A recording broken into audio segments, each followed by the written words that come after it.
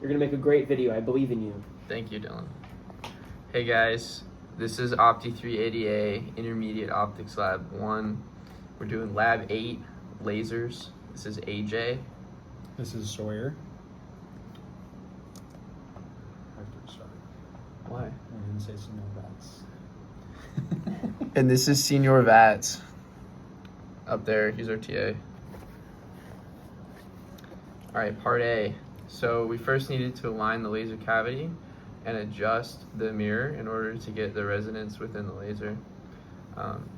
The Brewster window right there is what blocks the S-polarized light from coming in. As the laser distance increased, we saw fewer modes because the effective aperture was decreasing.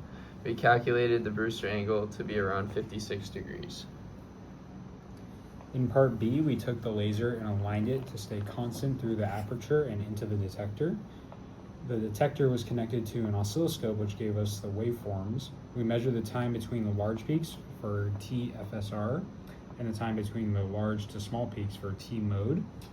This allowed us to calculate the longitudinal mode spacing of the laser.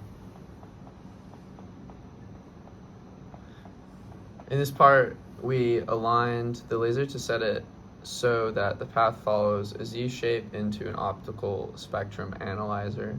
We then read out the peak heights on the screen to be 682 nanometers. After we found the width of the peak, 0.4 nanometers, we then used a laser diode to find the same data, which you can read right here. In part D, we took a laser and set it up to be centered on the detector. Once the laser was incident on the detector, we were able to see two peaks, one large and one small. We used the measure function to put the cursor onto the top of each peak. We then used delta V mode equals C over 2NL to determine the wavelength of the laser.